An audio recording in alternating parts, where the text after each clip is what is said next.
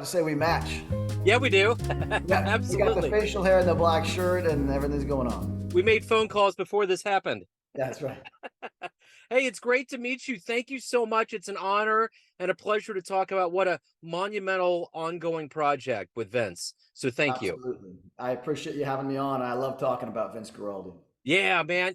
I remember one of the very early shows that I did. I really dug into how he actually got into the Peanuts franchise. And there was a story about him getting a call on a bridge in San Francisco, and he was just confused. And then he went with it. And then it just became his legacy. So, Yeah, that story is that my father, Lee Mendelson, who brought a Charlie Brown Christmas to Charles Schultz and convinced him to make an animated special, initially was going to work on a documentary about Charles Schultz in 1963. And while my dad, Lee Mendelson, was crossing the Golden Gate Bridge, he heard Cast Your Fate to the Wind, which was a huge popular jazz song at that time, especially in the Bay Area, because Vince Guaraldi was from the Bay Area. yeah. And having heard Cast Your Fate to the Wind, he said, "This is the guy I got to use in the show." And what's ironic about that is Charles Schultz is more interested in classical music. And if it went a different way, the score would have been more traditional classical songs, or pieces, but my dad convinced him to do the Guaraldi thing. So how did Vince feel about it? What was his ultimate feeling on being, I'm sure in the beginning he wasn't sure where it was going to go, but it's turned in to this legacy, this iconic sound. That's a great question. So Vince was already a successful musician even before Cash Your Fate to the Wind. In the 50s and 60s, he played with Cal Tjader and other great jazz icons of the time. And so when he got tapped for it, it was immediately a great professional and personal relationship between my dad and him and the rest of the team, Bill Melendez, who did the animation. And from everyone we've talked to a lot of the living sidemen, mostly drummers. There's like 9 drummers we talked to who toured with him and played on these Peanuts specials.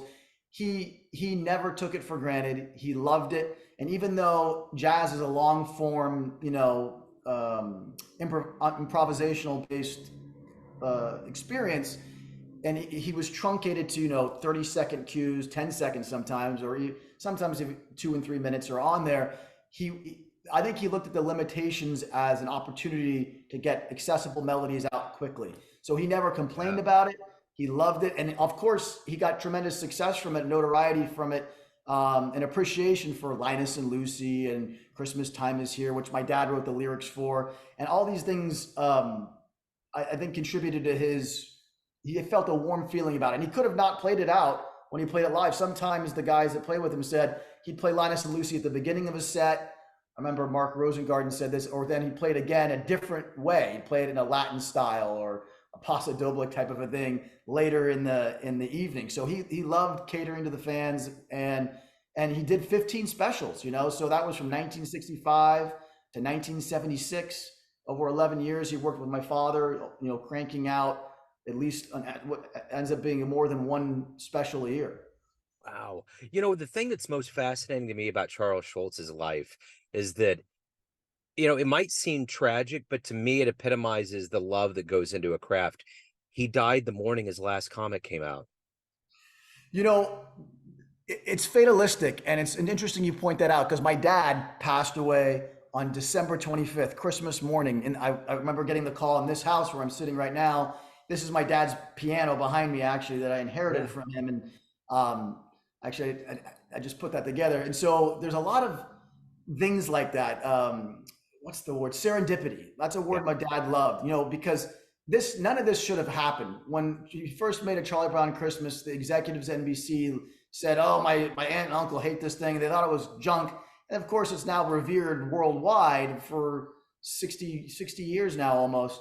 Yeah. And so when you mentioned Schultz passing away on his last comic strip, there is this sort of meant to be element to all of this, and this cohesive, not to be sappy, it seems like it's all connected. And my dad had a personal and professional relationship. Guaraldi died in 1976 in his late 40s. Right after he did Arbor Day Charlie Brown special, he had a gig in Menlo Park right near where I am in the Bay Area, and he passed away suddenly. It was very tragic. But all the way up until the end, he was working with my dad. Schultz worked all the way up to the end of his life with my dad on these specials, endlessly. People don't even realize the shows continued all the way to the early aughts with my Yeah. father and him working closely together. So there is a lot of connection to it, and we love that about it. And the thing that will always be a part of Vince and the Peanuts legacy is it's going to be timeless, and it's going to be like the Beatles. It's going to stretch on forever, and it's just going to attract more people. So my question to you, of you being a part of this lore, is I'm always fascinated by, the sons and daughters of people that are famous. Like, is it just woven into your DNA that you were going to be a musician? How did this legacy become your torch that you've carried? That's a wonderful question. I appreciate you asking me that. I have three siblings. They all work for my dad's company. They've all actively worked their whole adult lives. I'm 43 years old. Just 3 months before my dad passed, I became actively involved at Lee Mendelson Film Productions, which is the record company that put out this and put out all the shows. I shied away from it. I did not like the shadow. I didn't even really like Peanuts very much growing up because we got all this free swag, and it wasn't really cool in the 90s when I was in high school to be wearing Peanuts gear. So I kind of didn't tell anyone. It wasn't publicly known. It wasn't even privately known. It took 5 years usually before I told my friends about it. But in 2019, and just after my dad passed, there was a huge shift in my psyche. I had a real close connection, especially the last few years of my dad's life with him. I'd go out to lunch with him all the time. I probably connected with him more at that point in his life than any other point.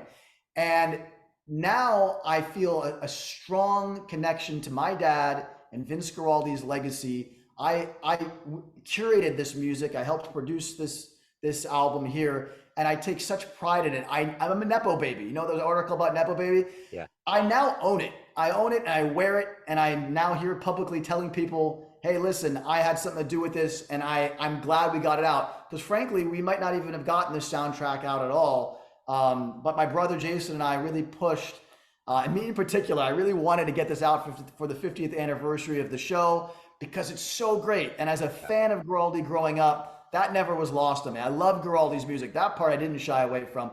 And now as a musician, I'm connected to it. And it definitely informs my life decisions and about being a songwriter. I write children's music. I have a musical, but I always have Christmas time is here. There's no bar higher. It's like the top 40 song on anybody's list for holiday songs. I'm never going to hit that, but I respect my dad in a way that perhaps I didn't really appreciate fully when I was a child or a teenager. So now I have an opportunity to really connect all the dots. It's interesting because the jazz elders are always really good about protecting the craft, passing it on to the next generation. And that seems like that's the vibe here, is that there's this level of honoring. I mean, you have the chance to honor your father and his good friend and an iconic comic strip. But I think at the end of the day, it's about preserving this history because it needs to be preserved. Jazz is one of the original inventions that came out of this country. That's right. Vince Guaraldi in the 60s, the Beatles were coming up, and a lot of traditional jazz guys who were at the top of their game in the 50s and 60s. It was the most important music in America at that time as it transitioned to being more rock in the 60s and 70s. Guaraldi embraced it. And even though he was in his 40s, and the guys that recorded on this, I keep putting them here, Mike Clark, who played drums on it, was a fantastic, still drums. Oh. If you look at Wikipedia, this dude, he's endless projects. Yeah. And he was in his early mid-20s, and Vince was in his mid-40s when they made this album. And Guaraldi wanted Seward McCain, who was a jazz fusion bassist, played with him, toured with him for a decade, and did 8 of the Peanuts specials.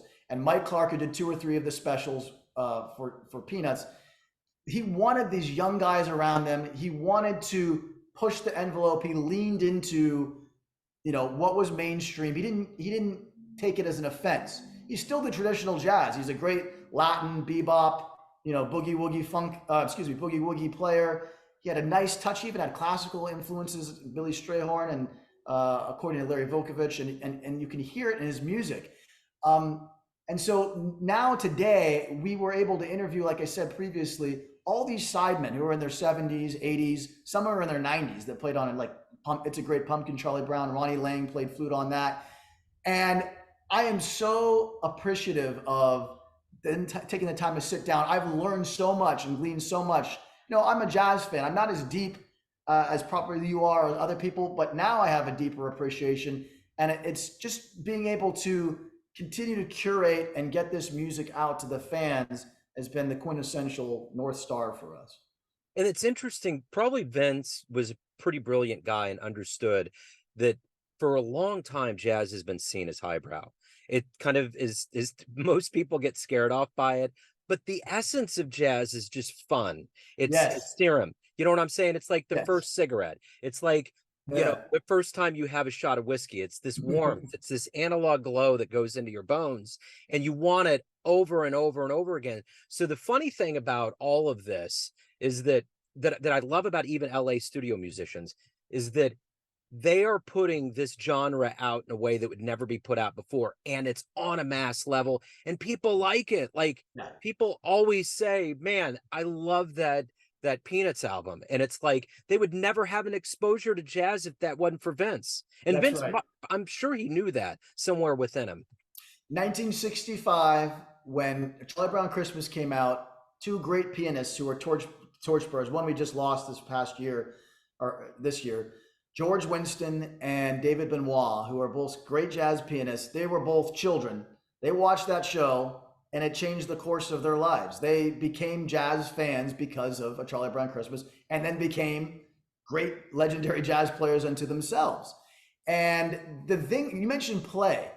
When I listened to these cues, because before we made these albums, like Pumpkin we put released last year, and this one, all these cues are synonymous not only with the characters in the show, but a feeling of fun and innocence. And like you said, jazz sometimes can get hardened or too traditional. Vince had this ability to make a very accessible melody over lush jazz chords, and he made it a way that made it that bridge between somebody who maybe was a casual jazz fan and somebody who wasn't.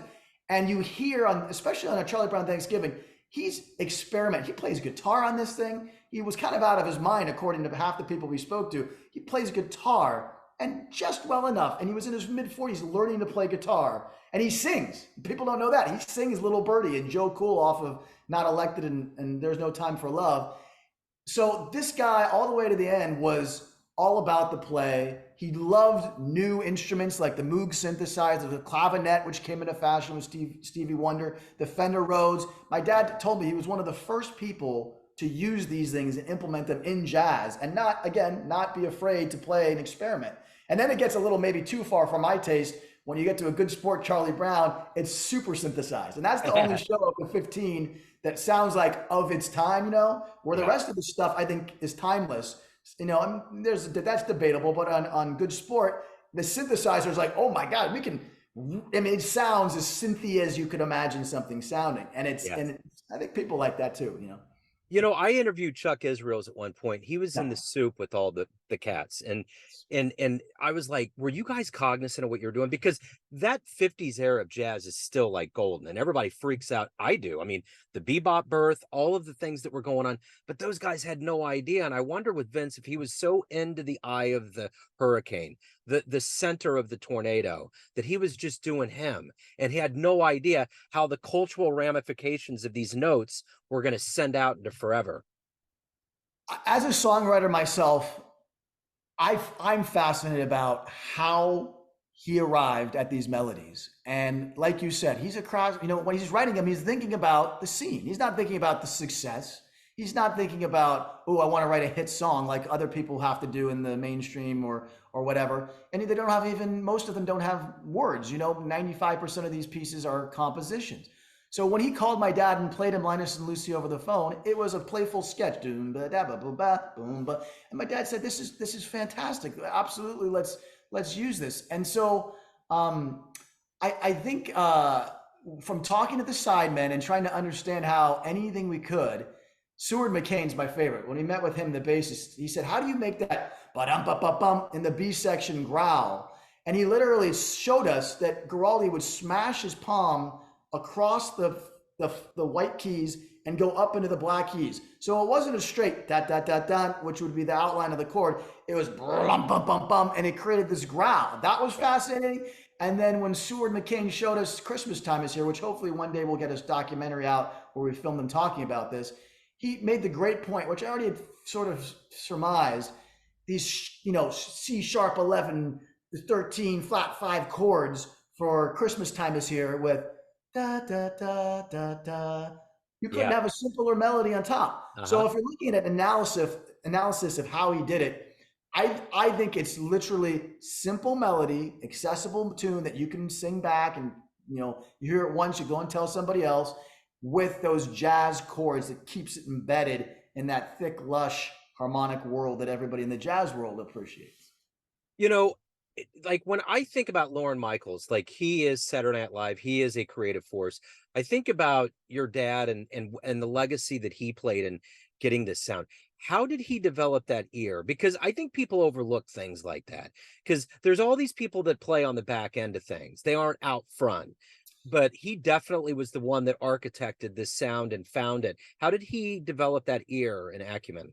You know, because I have a half brother and half sister. I'm in my early 40s. They're in their mid to late 60s, and they were around. We were all, again, Nepo babies. We all been voices on the Peanut shows. So my dad, from my understanding, there's been some different history on this. He was in the mix at the beginning. It was him and his professional friends playing around, right? And so Vince Guaraldi and the sound of that jazz, my dad said, this would be interesting, because before that, it was all classical music or Looney Tune style. I remember talking to Derek Bang, the expert historian on Guaraldi, and he mentioned this as well, that prior to Charlie Brown Christmas, there was an entire different way that music was associated with the show.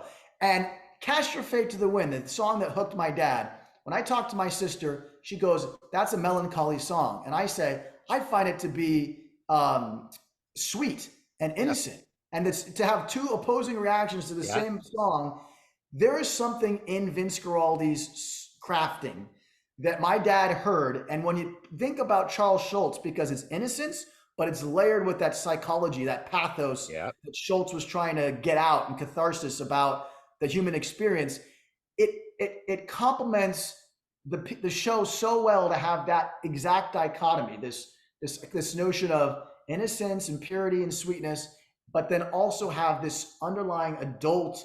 There's songs in minor keys on these shows, and so my dad also, coupled with that, brought in children. Children never did voiceover work before 1965, or at least not on the in your face and then the trombone. By the way, that's coming up on the next one of the next albums we're releasing, 1967, You're in Love, Charlie Brown.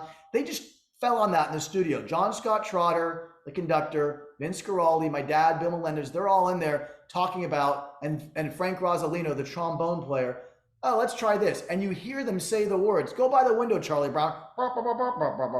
And we're going to release that at some point in the future. But to me, just like all great creative things, like the Beatles, they're just doing what they know. Yeah. So these guys get together and they create these juices, and it fits, and it's its own thing, and it is American, and it's beautiful. And that just adds to the lore of the wave that your dad created, because it's true. I remember growing up, there was no jazz in anything. It wasn't until the Peanuts came around. And look how many times we use jazz now. And it really does add an extra level of texture, because I always think that sometimes there's jazz people and there's blues people, because jazz to some people can just sound like this cacophony of things that are just getting thrown audibly into a blender. But blues tends to be a little bit more straight up. But for him to be able to invent that wave, and if Charles maybe would have had his way, it wouldn't have happened at all. So you talk about the root of jazz is that it's a protest music. It was going against the grain. This is truly the epitome of how jazz became what it is. Joe, I love that. It's a great point. And you mentioned on the blues tip, my dad, Guaraldi came in, he never sung before, or if he did, it was very minimal folk stuff.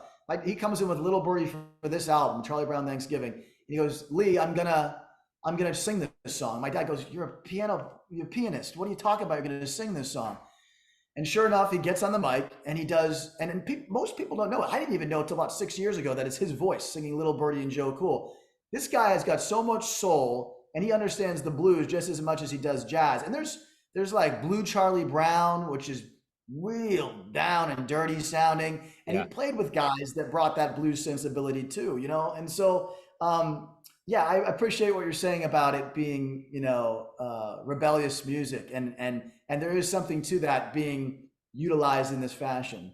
It's interesting. Who would have thought Chet Baker would have had the voice he had and would have had the second half of his career? You know, Exactly. no one Exactly. expects any of that. So Speak. I need to make sure. No, no, go ahead. You're good. I was just gonna say, I want to give out shout out to Tom Harrell, who also did the arrangements for Linus and Lucy. He's a great trumpet player at the East Coast, and he arranged the trumpet and the trombone for Chuck Bennett, that's the quintessential Linus and Lucy, because you got Mike Clark playing the funk drums and Tom Harrell's arrangement and trumpet playing on this 4-minute Linus and Lucy. It's the best version, in my opinion, that exists. So go ahead with. I'm sorry. No, no, no. I was just going to say that kind of got me off on a tangent. I've interviewed Mike a few times and he's phenomenal. I mean, just Best. what a powerhouse. And then I used to call in before I got into jazz radio. I used to listen to a station in Kansas and I used to win tickets all the time. And I go down to the Folly and I saw Tom Harrell one time and I didn't know who he was. And I was like, wow. I mean, he took the idea of the trumpet and instrumentation to a place I didn't know was even possible. I'll never forget that Tom Harrell concert. Everybody's played with him or come in contact with him says that dude is out of this world. Speaking of which, Kansas City Orchestra, we just licensed them at the Kaufman Center. It's near you, right? The Kansas City Jazz Orchestra. Yes. They're doing a special Charlie Brown Christmas. And I wasn't coming on here to promote that necessarily, but they're doing a whole thing. I think it's sometime in December 5th, I want to say.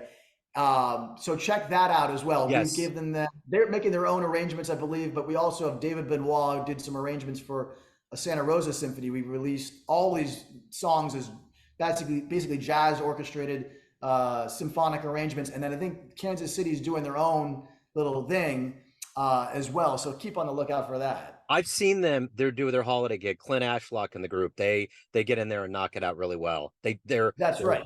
They're powerful. So before we this is good. We ran with this quick. I want to make sure that we get the goods in here about the album. Anything you want to throw out, best place to get it, what's going on, Yes. We can our people, we have a distribution company called MVD. They're telling me they're almost sold out already, and it's trending that way, and it's not even Halloween yet. But this is the one here with the sticker is that's Record Store Day Essentials. It's a special version that comes in jelly bean green. Target has cranberry red, and there's 1,000 of those out there. And then there's the standard black vinyl. They all sound the same, so it's just for collectors to figure out what color they want to put on their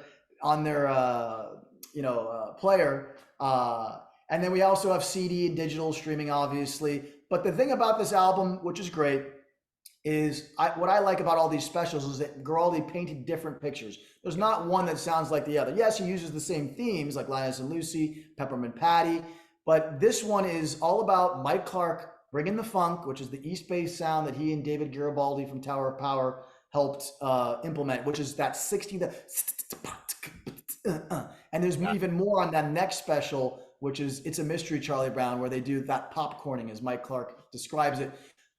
Seward McCain is essential with his electric bass, so it's unusual because they're playing jazz with electric bass, but that was the period of time in the early 70s that was coming into play. But my favorite thing, as we've discovered these tapes, my brother and I, is you hear how things were created. And we have these short little clips of this thing called Thanksgiving Interlude. He did 17 takes, whereas we compare it to all the other specials, you might do 1, 2, 4, 5, and usually 2 or 3 takes on average. 17 takes of this 30-second interlude. And I put on every 2 or 3, it would be too much to put all 17, right? Yeah. So I just picked the ones that showed how he and these gentlemen that he had a great camaraderie with built these compositions. And that's us trying to glean. This guy was very secretive about his art, didn't do many interviews, Vince Guaraldi, but they did it with the 50th last year, not the 50th, the super deluxe version of Charlie Brown Christmas, where you hear all this, endless amounts of versions of these songs. And for me, it's that peeking behind the curtain. And then we left the counts in, we left the talking in on these recordings because this wasn't meant to be released as a soundtrack, but it's an experience, and you're getting to hear how Vince Guaraldi sort of approached these things on some level, and his personality. You mentioned earlier, he got these young guys around. Every one of them said all they would do in the 60s and 70s is sit around listening to records. Yeah. And you hear that. You know, you sit around listening to what's coming out, the jazz fusion, and it comes out in the sensibility of the music, and a little bit you hear from the way they talk to one another in the studio. Well, speaking of peeking behind the curtain, we did that. Thank you so much for opening up, Sean. This has been wonderful, dude. Joe, it's been a pleasure. I loved your questions, and I wish you nothing but luck with your program. Yes, sir. And before